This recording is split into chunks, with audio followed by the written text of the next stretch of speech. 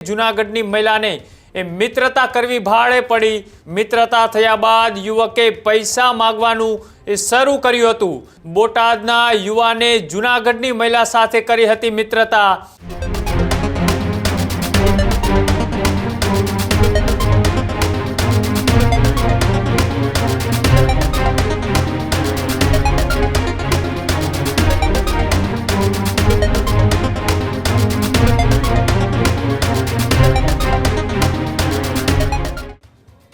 સમાચારોમાં આગળ વાત કરીએ જૂનાગઢની કે જૂનાગઢમાંથી એક ચોંકાવનારી ઘટના સામે આવી છે કે મહિલાને એક મિત્રતા બાંધવાને લઈ એક કિસ્સો સામે આવ્યો છે કે મિત્રતા એ તેમને કેટલી મોંઘી પડી તેને લઈ એક મહત્વપૂર્ણ સમાચાર સામે આવી રહ્યા છે કે જૂનાગઢની મહિલાને એ મિત્રતા કરવી ભાડે પડી।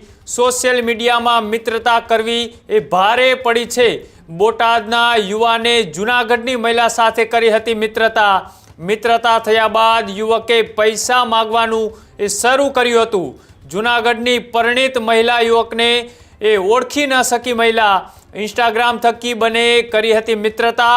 બંને અવારનવાર ઇન્સ્ટાગ્રામ પર ચેટથી વાતચીતો પણ કરતા હતા। ત્યારબાદ યુવાને મહિલા પાસે પૈસાની માંગણીઓ શરૂ કરી। યુવકે ચેટ કરેલ વિડીયો વાયરલ કરવાની ધમકી આપી।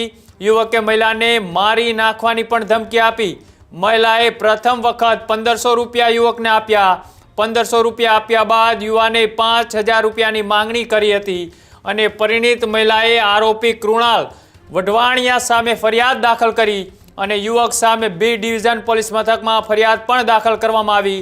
પોલીસે ખંડણી સહિતની કલમો ઉમેરી તેમની સામે ફરિયાદ પણ કરવામાં આવી છે।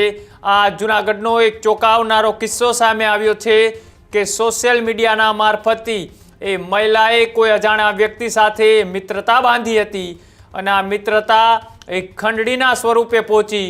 મારી નાખવાની ધમકી અને પૈસાની ઉઘરાણી કરતા એ મિત્રની સામે મહિલાએ બી ડિવિઝન પોલીસ મથકની અંદર ફરિયાદ લખાવી અને ફરિયાદની અંદર એ પોલીસે સમગ્ર મામલાની તપાસ કરી અને જે બોટાદનો યુવક કૃણાલ વઢવાણિયાની સામે એ પોલીસે આ ગુનો દાખલ કર્યો અને તેમની સામે કાયદેસરની કાર્યવાહી પણ કરવામાં આવી છે।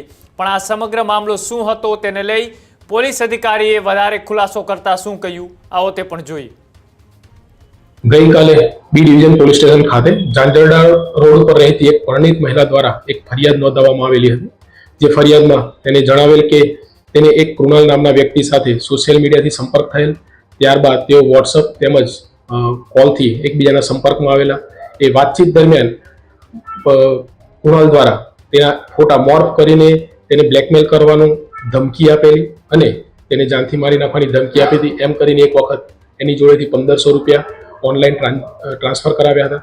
ત્યારબાદ થોડા સમય પહેલા એને 5000ની માગણી કરતા તેના મહિલાના પતિને એ માહિતી મળતા તેઓ સાથે આવીને કાલે ફરિયાદ નોંધાવેલી હતી। તો તાત્કાલિક ફરિયાદ નોંધીને આરોપીને તાત્કાલિક બોટાદ ખાતેથી ઝડપી પાડી આજરોજ તેની કાયદેસરની કાર્યવાહી હાથ ધરવામાં આવેલી છે। શું લાગે છે જે સોશિયલ મીડિયામાં મિત્રતા કરવી અજાણ્યા વ્યક્તિ સાથે મિત્રતા કેળવતા હોય છે। સામેનો વ્યક્તિ કેવો છે તે જાણતા નથી હોતા। ત્યારબાદ તે સામેવાળો વ્યક્તિ પોતાનો અસલ રૂપ બતાવતા હોય છે ત્યારે ફ્રેન્ડશિપ કરનાર વ્યક્તિ હંમેશા પસ્તાતો હોય છે।